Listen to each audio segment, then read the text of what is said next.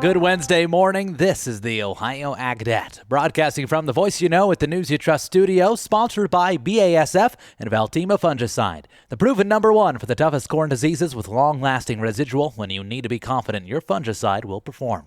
I'm Joel Norwood. Well, be sure to tune in to today's midday broadcast on the Ohio AgNet as it's time for another Feeding Farmers stop. Our own Ty Higgins will be heading to Darke County and the Bell Family Grain Farm. Sponsored by Paradise Energy Solutions and presented by Ag Revolution, disrupting traditional farm service by putting farmers first. They bring the dealership to you with mobile on-farm service for all brands, supported by Fendt and Massey Ferguson as your full-service agriculture partner. A wet one out there, but it's time for the latest readings from our Buckeye Temp Tracker, brought to you by BA Genetics, real service, real results, where we take a look at soil temperatures all across Ohio, ongoing each week. The statewide average in corn stubble came in at 58.2 degrees, just a quarter degree warmer than this time last year, so right in line. And bean stubble averaged 58 degrees statewide, right in line from a year ago as well. And the graph of our soil temperatures that we've taken this season so far, definitely starting to level out, but it's been a roller coaster of a ride getting here so far, and, well, who knows, that roller coaster might not be over yet. Ottawa and Medina counties each reported 60-degree readings in corn stubble, while Licking County led the bean stubble category with a high of 61 degrees, but all very bound in that upper 50s, lower 60s area. Check out the full interactive Buckeye Temp Tracker online today at ohioagnet.com, thanks to BA Genetics. Other farm news across the countryside today: drought concerns intensifying across major cattle-producing states. That's impacting markets across the country. Dry conditions threatening efforts to rebuild the nation's beef cow herd, which is at an all-time low. DTN reporting nearly 80% of the U.S. beef cow herd currently impacted by drought conditions. Nebraska pasture ratings among the worst in the country.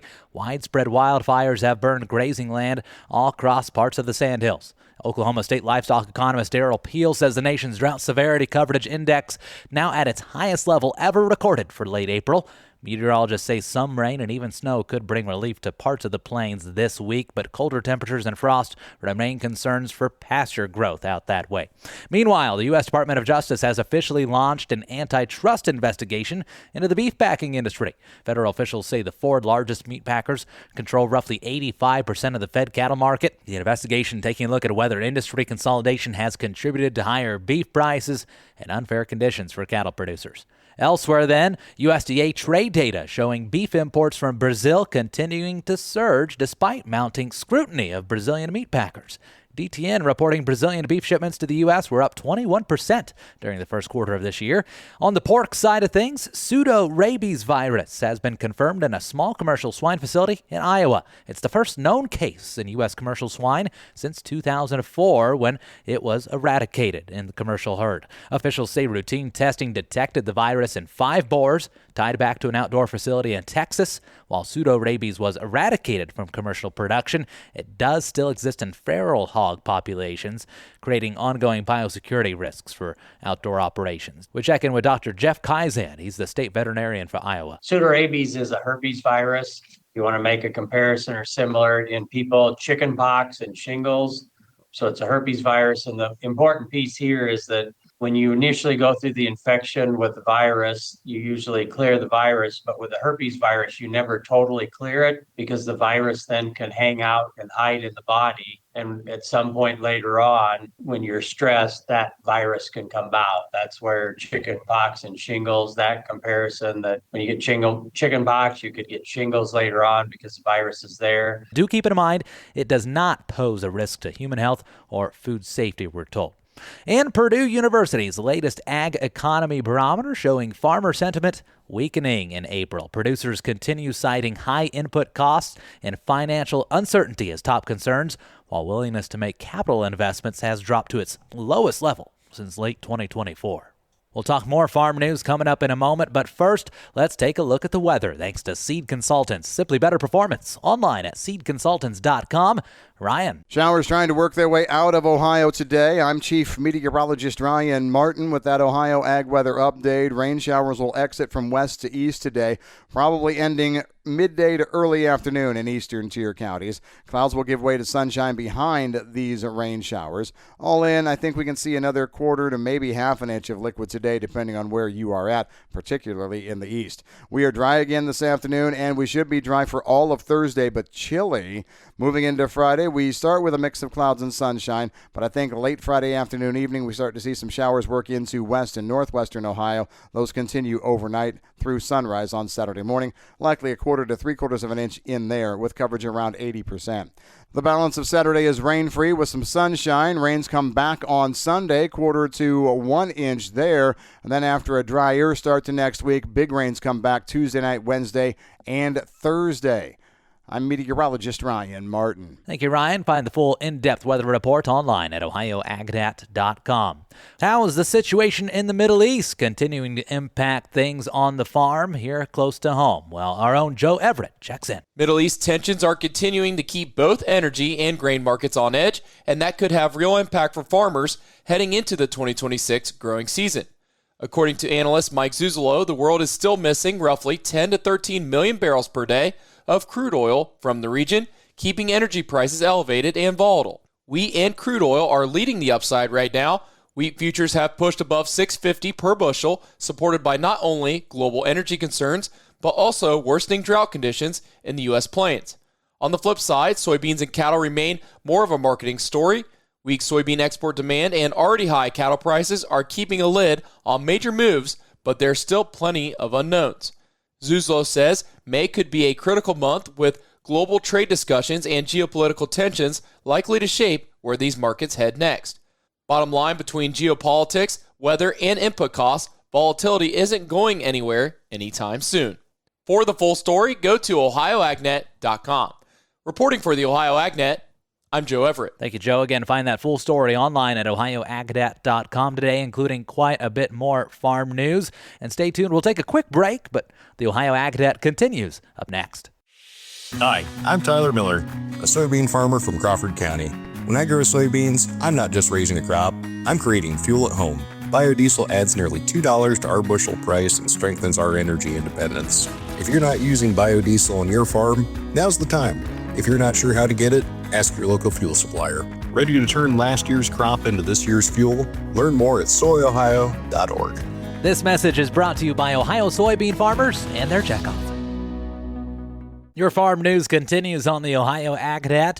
We bring you an uplifting story this morning about a young Ohio farmer who's finding her role on the family farm, and our own Brianna Smith has the story. For many young people in agriculture, coming back to the family farm isn't always as simple as stepping into a new role. It often means finding where you fit and proving your value along the way.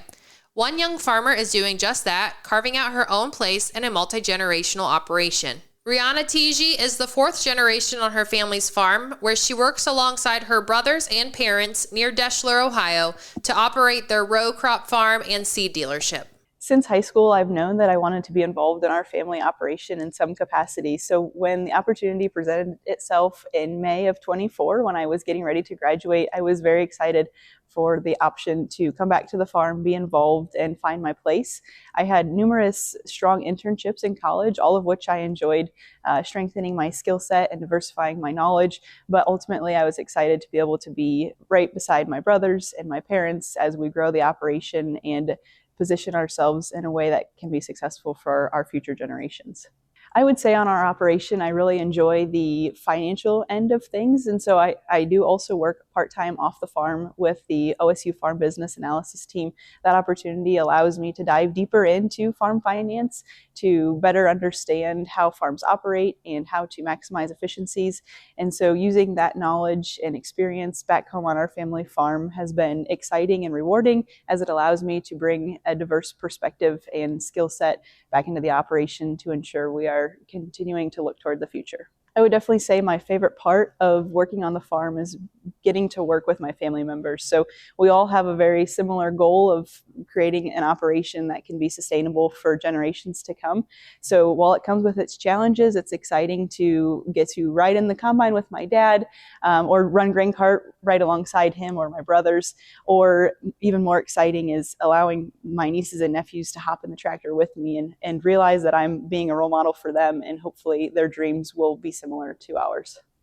The future of our farm, I think, is very exciting, with my brothers and I highly motivated to succeed and take advantage of opportunities. I look forward to opportunities to optimize our operation and look for ways that we can continue to be good stewards of our land and our resources and provide support for the community and neighbors. We have been blessed with many strong relationships and have been fortunate enough to continue to grow the operation and build upon what has been set forth for us by our parents and past generations. So just overall looking forward to shaping the next generation and ensuring that we can continue to be successful into the future. Hear more from Rihanna Teege. The full video is online today at ohioagnet.com. Reporting for Ohio's Country Journal and Ohio AgNet, I'm Brianna Smith. Thank you, Brianna. First quarter results from major farm equipment manufacturers released this week show mixed signals for the industry. AGCO, the parent company of Fenton Massey Ferguson, reported first quarter sales of $2.3 billion. That's up more than 14% from a year ago.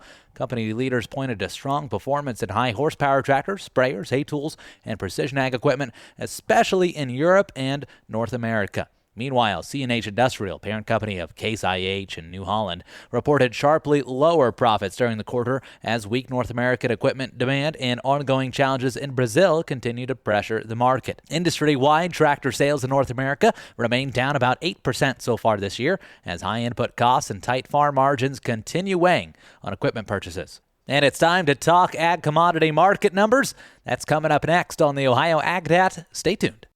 Whether you're in the fields or on the farm, creating a safer work environment has never been easier. BWC's safety consulting services are included with your policy premiums and offer training and education for everyone in your farming operation. It's always the right time to make safety a priority. Visit bwc.ohio.gov or call 1-800-644-6292. The Ohio Bureau of Workers' Compensation, here to help you work safely.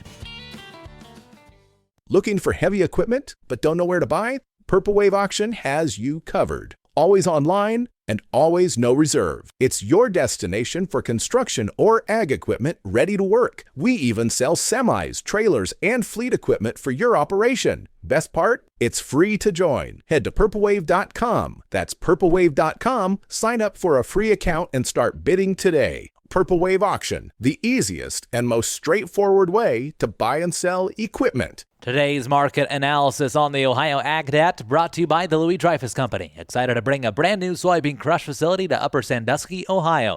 Learn more about marketing your soybeans with LDC at 574-566-2113. We throw it over to Ryan Martin for what's driving markets today. Grain markets worked to a little back and fill yesterday after the big run up to start the week on Monday. Every market settled back just a little bit. Corn was down about 4 to 8 cents through the front part of the curve. Beans down about 8 to 12. And the wheat markets had the biggest drops, down about 12 to 14 in Chicago. Lesser drop-offs in KC and Minneapolis, those hard wheats. The other place you need to look at yesterday, crude oil was off about $3.5 to $4.5 a barrel. That pullback in crude was basically painted as due to a relative calm in the crisis or conflict in the Middle East with Iran. The ceasefire is still holding, even though U.S. warships are actively now trying to escort ships through, shipping ships through, and clearing mines. We are also looking at managed money bought about 1,400 contracts of soy oil. That rally continues. It was up double digits yesterday, but sold 3,500 contracts of beans, 6,200 contracts of corn, and 6,000 contracts of wheat. I'm Ryan Martin. Thank you, Ryan. Let's dive into what that means for market numbers overnight. Taking a look at what's happening in Chicago. May corn checking in at $4.62 1/4 per bushel, down 3 1/4 cents. December new crop corn off 3 1/2 to $4.97.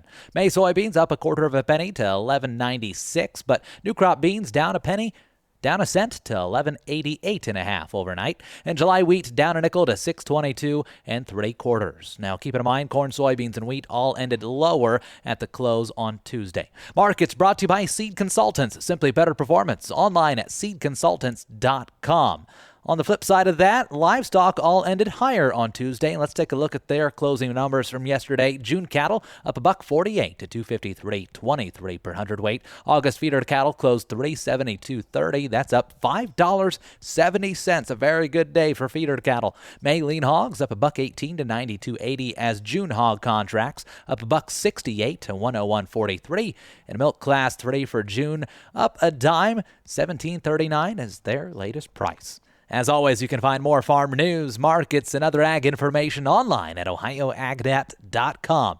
I'm Joel Penordwood. Thanks for tuning in to the Ohio AgNet.